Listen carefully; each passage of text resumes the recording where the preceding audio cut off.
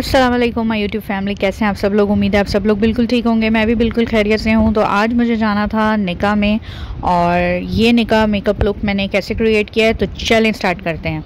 कोई भी makeup use करने से पहले लाजमी है कि अपनी स्किन को प्रेप किया जाए। तो मैंने मॉइस्चराइज़र लगा लिया, उसके बाद मैं ये लगा रही हूँ प्राइमर। मेरे पास मेबेलिन का बेबी स्किन प्राइमर है। कोई सा भी प्राइमर आप लोग यूज़ कर सकते हैं जो आपकी स्किन को सूट करे। स्किन को प्रेप कर लिया है मैंने, अब बारी है डार्क स्पॉट्स को छुपाने की। तो ये क्रायोलॉन की स्टिक लगा रही हूँ मैं, ओरिएंटल बेस में। ओरिजिनल भी आती है और मास्टर कॉपी भी आती है। मेरे पास क्रायोलॉन की ओरिजिनल है, मैंने क्वार्टर ली हुई है क्योंकि इतने ज़्यादा यूज़ में नहीं आती है ये, इस वजह से मैं अपनी फिंगर से अपने डार्क स्पॉट्स को फिल कर रही हूँ। और फिंगर से ही जस्ट हमने टैप टैप टैप टैप करना है, बहुत भर के ये नहीं लगानी होती है।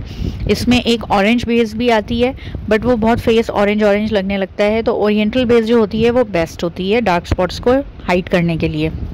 ओरिएंटल बेस को अच्छी तरह से स्किन में डैप करने के बाद अब मैं लगाऊंगी फाउंडेशन। फाउंडेशन जो मैं आज यूज़ कर रही हूँ वो है मुसर्रत मिसबा का शेड आलमंड। अगर आप लोग अफोर्ड कर सकते हैं तो वर्थ बाइंग है ये, इसको ले सकते हैं आप। इसका टेक्सचर देख सकते हैं कि कितना स्मूथ इसका टेक्सचर है, और इसकी ब्लेंडिंग देखें, बहुत ही आउटस्टैंडिंग ब्लेंडिंग है इसकी।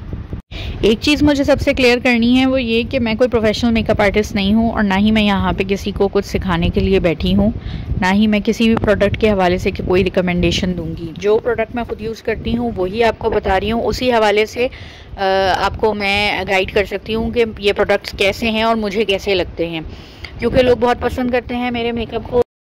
कमेंट सेक्शन में किसी ने रिक्वेस्ट डाली थी कि आप अपना मेकओवर भी शो किया करें, आप कहीं जाती हैं तो अपना मेकओवर दिखाया करें कि आप किस तरह से करती हैं।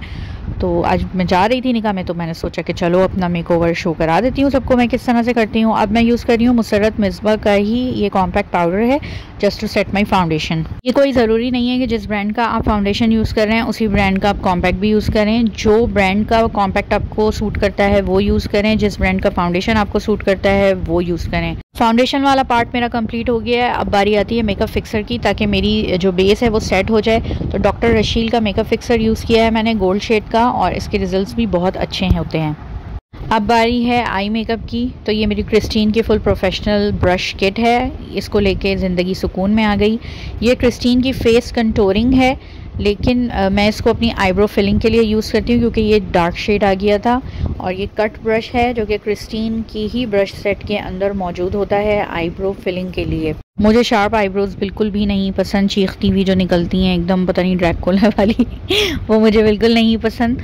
तो मेरी आईब्रोज वैसे भी बनी हुई हैं, शेप में थी, तो मैंने उसी शेप के अंदर जस्ट फिलिंग कर ली है और उसको स्पूली से सेट कर लिया है। और जो थोड़ा सा फैल जाता है कलर तो उसको मैं फिर अपने कंसीलर से कंसील कर लेती हूँ, और उसके जो कॉर्नर्स वगैरह जो बाहर निकल रहे होते हैं उसको सेट कर लेती हूँ। उसके बाद मैं इसको ब्लेंड करूँगी और कॉम्पैक्ट से सेट कर लूँगी।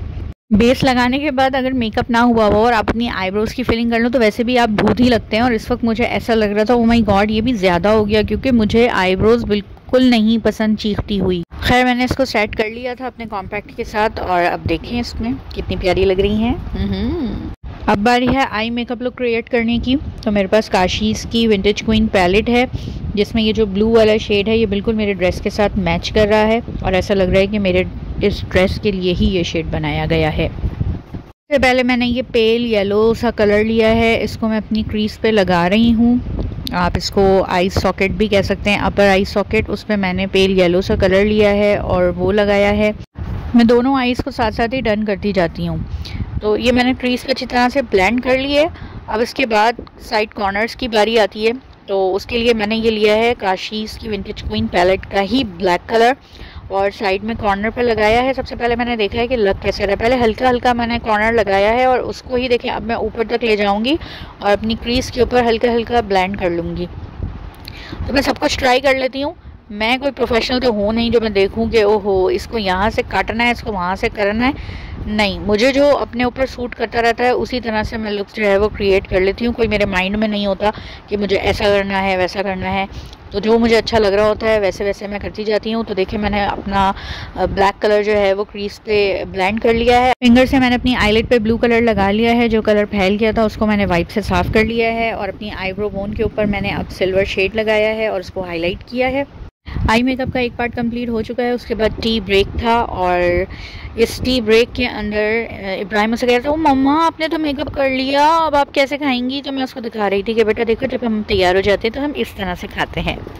वो बना बना के मैं अपना फेस भी देख रही थी कि कहीं से 19-20 तो नहीं है मेकअप अगर सही करना हो तो, लेकिन मुझे सही लग रहा था। उसके बाद बारी आती है फेस कंटूर की। तो ग्लैमरस फेस की मेरे पास एक किट है, इसमें ब्लश के भी शेड्स हैं और कंटूर के भी शेड हैं। तो अपने फेस को मैं देखें कंटूर कर रही हूँ, बहुत लाइट कंटूर कर रही हूँ, बहुत डार्क कंटूर नहीं कर रही, क्योंकि मेरी जो आईज़ हैं वो डार्क बनी हुई हैं, यानी डीप आईज़ बनी हुई हैं। अगर उस पर मैं हर चीज़ डार्क कर लूँगी तो फेस मेरा बहुत शार्प एकदम चीखता हुआ आ जाएगा, बैलेंस नहीं रहेगा।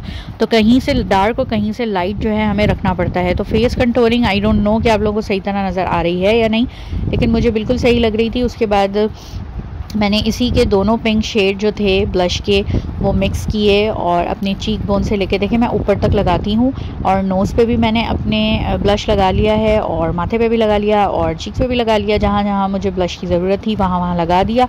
अब ये बारी है हाइलाइटर की। तो ये क्रिस्टीन का हाइलाइटर है, पिंक हाइलाइटर मैं लगा रही हूँ अपनी चीक बोन के ऊपर।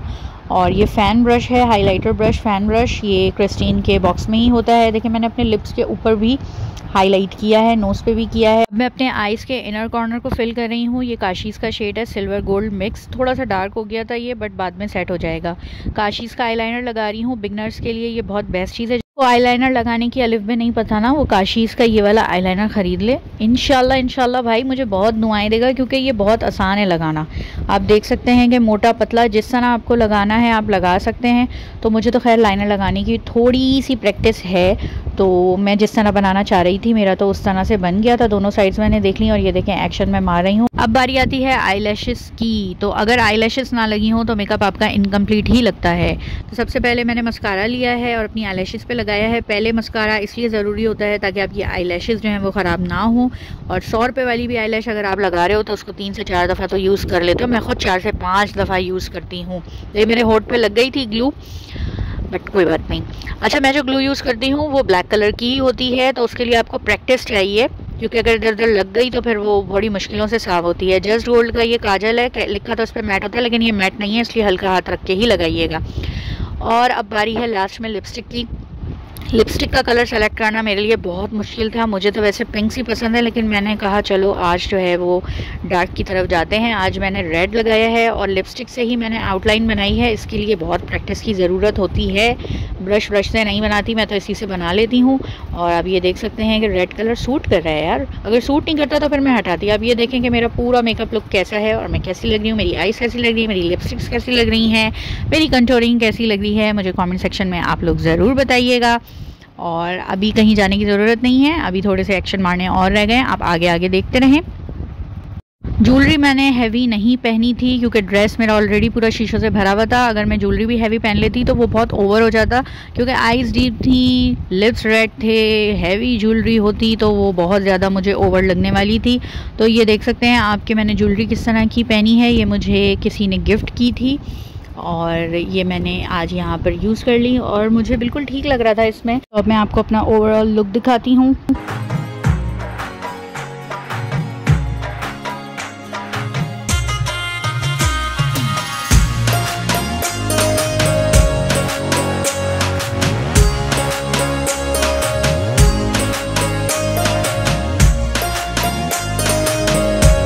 तो हम पहुँच गए हैं वेन्यू पे, लेकिन अभी तक जो मेन गेस्ट है वो लोग तो आए नहीं है। तो मैं यहाँ नीचे वेटिंग में बैठी हूँ और फ़ोन किया था तो वो कह रहे हैं कि हम 15 मिनट में आ रहे हैं।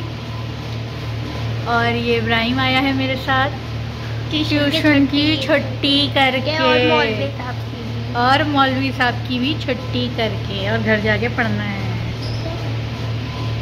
हम लड़के वाले थे तो अब हमारी अंदर ऑफिशियल एंट्री हो रही है। तो आज के व्लॉग में बस इतना ही। मैं आपसे मिलूँगी अपने नेक्स्ट व्लॉग में।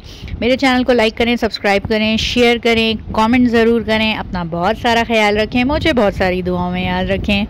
अल्लाह हाफिज़।